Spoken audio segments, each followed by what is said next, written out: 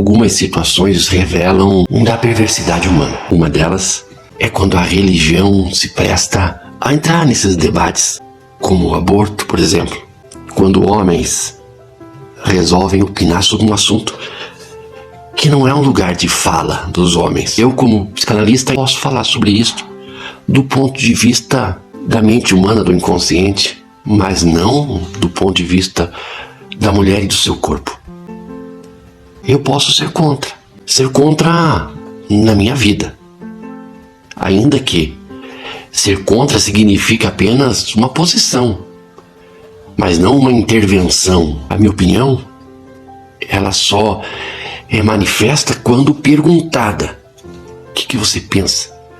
E ainda assim eu devolvo para ver sua decisão a respeito do que pensa em fazer. Você pode ser a favor, ser contra.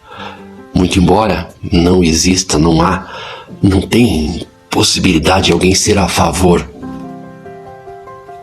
Porque quem faz e quem decide por um aborto, decide por uma circunstância.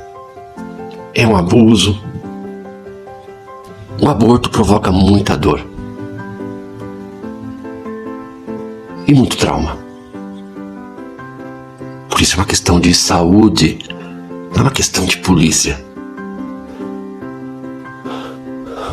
É uma decisão da mulher. E é óbvio que se houve abuso, e este é o ponto em que os religiosos não querem. Neste ponto, neste aspecto, eles não demonizam, eles não criminalizam, eles não colocam como sendo pecado. Vendam os olhos para isto que é, de fato, a causa para muitos abortos. O abuso que acontece dentro de casa, daquele que, por reprimir uma pulsão, se torna escravo e dominado por ela. E adoece e, por consequência deste adoecimento, se torna um criminoso. Então, esses criminosos, eles não querem falar.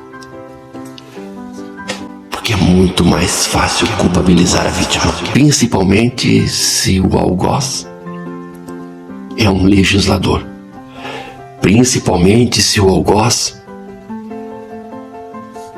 é o ditador da Bíblia.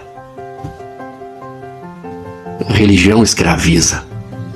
E quando eu digo ditador da Bíblia é porque cada igreja tem um líder que dita. Este pastor que dita, controla a todos, é um demônio. É um demônio. Se eu for vos falar aqui a respeito de Jesus, e eu espero que, ainda que você não creia, se crer, se não crer, não importa, o que importa é o que eu vou falar a respeito disso que se conhece como um Jesus histórico. E não vou entrar no mérito se ele existiu ou não, se é uma história verdadeira ou se é um mito, se é um conto, se é um personagem. Eu quero falar do Jesus, esse Jesus que está lá nos livros biográficos da Bíblia, era anti-religião.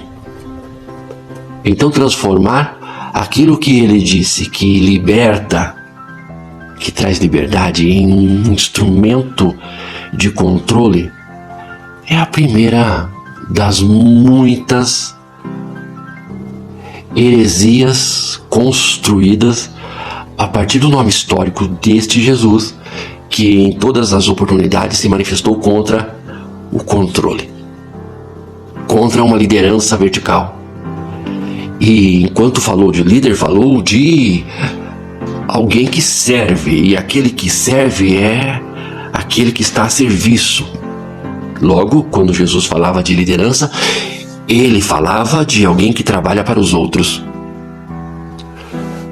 Jamais disse de alguém que, sendo líder, vive às custas dos outros e do melhor que todos podem lhe proporcionar em termos de conforto e mordomia, como vivem os pastores de hoje, em suas mansões, os seus carrões, controlando a todos e decidindo, quando influencia a todos em relação a determinados candidatos, decidindo quem vence e quem perde a eleição. É a coisa mais perversa. E se o Estado se cala diante dessa escravização e alienação das mentes, se cala porque a religião é um braço do Estado no que diz respeito ao controle das pessoas, no sentido de convencê-las a aceitar os seus desígnios. É assim que é, Deus quer assim, aceite a vontade de Deus, respeite as autoridades e se submeta. Se submeta ao teu patrão, ao teu chefe, às circunstâncias, porque haverá um futuro. E se você sofrer hoje, amanhã você vai ter alegria. Isso é mentira, isso rouba das pessoas a vida delas.